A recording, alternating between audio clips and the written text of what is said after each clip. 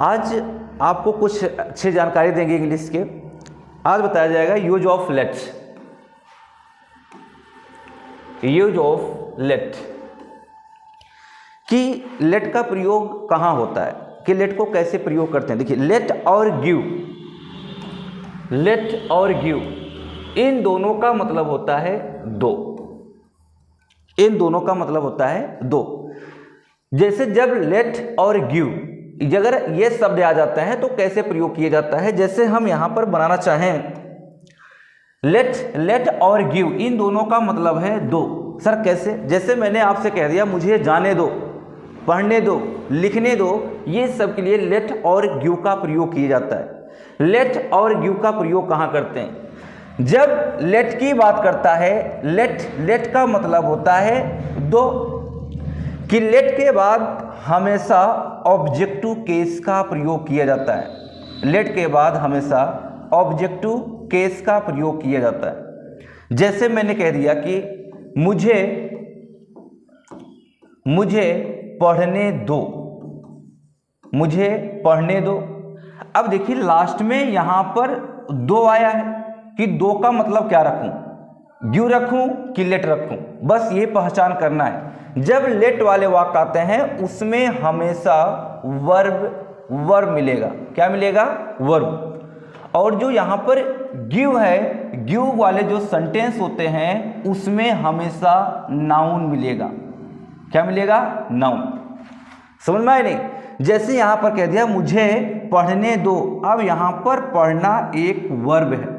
क्या है? वर्ब। तो यहाँ पर दो का मतलब क्या रखा जाएगा? लेट रखा जाएगा।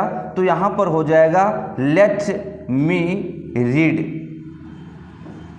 Let me read. और अगर हम बात करते हैं कि जैसे कह दिया कि उसे लिखने दो, उसे लिखने दो। अब यहाँ पर उसे आया और यहाँ पर लिखना अपने आप में क्या है? एक वर्ब है, मेन वर्ब है। तो कैसे बनाते हैं? अब यहाँ पर दो का प्रयोग किया गया है, अब यहाँ पर वर्ब है। तो मैंने कहा जो दो वाले सेंटेंस होते हैं उनको वहाँ पर क्या रखा जाएगा? लेट रखा जाएगा। तो यहाँ पर हो जाएगा लेट। अब हिम जो यहाँ पर उसे है, मैंने कहा लेट और गिव के बाद जो आएगा हमेशा होता है ऑब्जेक्टिव केस। अब यहाँ पर उसे है तो यहाँ पर रखा जाएगा लेट हिम। क्लियर है क्या? लेट हिम लिखना क्या है? राइट। Let him right. क्या समझ पाए आप? ये ऐसा प्रयोग किया जाता है। और देखिए कि गिव वाले कैसे करते हैं, गिव का प्रयोग कब करते हैं? गिव का प्रयोग वहां किया जाता है, जैसे मैं यहां पर बात करूं, जैसे कह दिया मुझे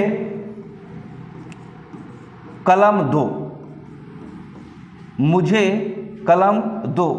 अब यहां पर जो कलम है, कलम क्या है? नाउन है। तो यहां पर दो का मतलब क्या रखा जाएगा?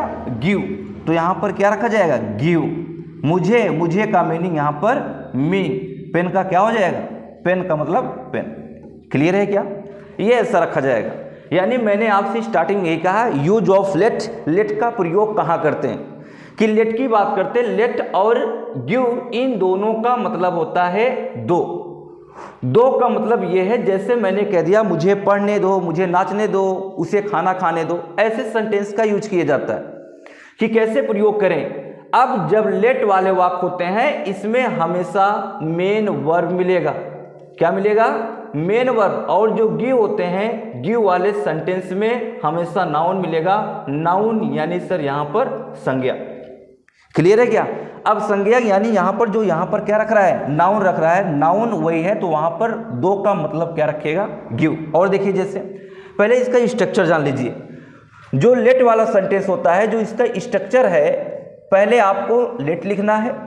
लेट के बाद हमेशा ऑब्जेक्टिव केस का प्रयोग करना है, ऑब्जेक्टिव केस का प्रयोग करना है। इसके बाद मेन वर्ब का first form plus other word लिखना है। ये स्ट्रक्चर है लेट का। क्लियर है क्या? और अगर मैं दूसरे स्ट्रक्चर की बात करूं, गिव का स्ट्रक्चर की बात किया जाए, अब यहां पर रखा जाएगा गिव, इसके बाद ऑब्जेक्टिव केस, ऑब्जेक्टिव केस के बाद अदर वर्ड। ये है फॉर्मूला। अगर इस फॉर्मूले को आप तैयार कर लेते हैं तो आप यूज ऑफ लेट और यूज ऑफ गिव का प्रयोग कर सकते हैं। क्या समझ पाए क्या? मैंने कहा लेट ऑब्जेक्ट, ऑब्जेक्टिव केस, इसके बाद रखा जाएगा वर्ब, इसके बाद अदर वर्ड। जैसे मैंने आपसे यहाँ पर कहा उसे लिखने दो। अब यहाँ पर जो दो का वर्ड रख रहा है कि समझ में नहीं आ रहा है कि सर यहाँ पर गिव रखूँ कि लेट रखूँ। तो मैंने कहा जो दो वाले सेंटेंस होते हैं अगर उसमें मेन वर्ड मिलता है तो दो का मतलब यहाँ पर क्या रखा जाएगा? लेट का प्रयोग किया जाएगा। तो हो जाएगा लेट हिम राइट, उसे लिखने दो। और देखिए जैसे यहाँ पर कह दिया मुझे पढ़ाने दो, कह रहा है मुझे पढ़ाने दो। अब यहाँ पर दो आया और यहाँ पर पढ़ाना एक यहाँ पर क्या है? मेन वर्ब है। तो यहाँ पर दो का अर्थ क्या रखा जाएगा? यहाँ पर लेट। अब यहाँ पर मुझे, लेट के बाद हमेशा क्या आता है? Objective case. तो यहाँ पर क्या हो जाएगा? मी, यानी लेट मी। अब पढ़ाना क्या होता है? Let me teach. क्लियर है क्या? ये ऐसे सेंटेंस को बनाया जाता है। और कैसे प्रयोग करते हैं? अब देखिए नाउन वाला, जैसे कह दिया मुझे एक गिलास पानी दो, मुझे एक गिलास पानी दो। अब आप समझिए, अब पानी यहां पर क्या है? नाउन है। तो यहां पर दो का मतलब क्या रखेगा? यहां पर गिव। तो यहां पर हो जाएगा give me a glass of water, give me a glass of water. ऐसे सेंटेंस का यहां पर प्रयोग किया जाता है। इतना समझ में आया नहीं? लेट और गिव। और देखिए कैसे प्रयोग किया जाता है। जैसे अब यहां पर हम बात करना चाहें, इधर देखिए, और जब भी आप ये लेट का प्रयोग करके आप स्पोकन भी कर सकते हैं, स्पोकन के साथ साथ कुछ और अच्छी जानकारी प्राप्त कर सकते हैं।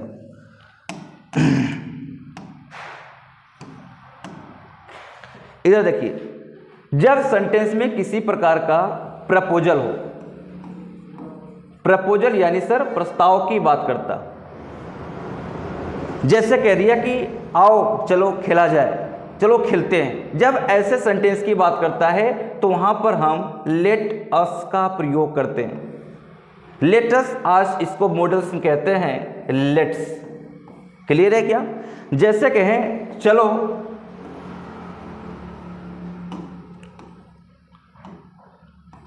चलो चलो खेला जाए, चलो खेला जाए।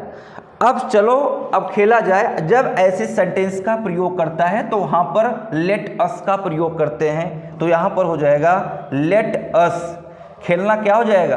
प्ले, लेट अस प्ले, चलो खेला जाए। अगर यही कह दें अब चलो खेला जाए तो let us play now. Clear है क्या? ऐसे सेंटेंस का प्रयोग करता है ये लेट का प्रयोग करके। और देखो,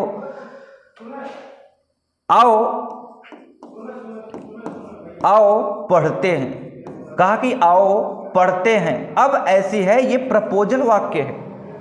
जब सेंटेंस में ऐसे वर्डों का प्रयोग करता है, ऐसे वर्ड की प्रयोग करता है तो वहां पर प्रपोजल सेंटेंस को मान लिया जाता है।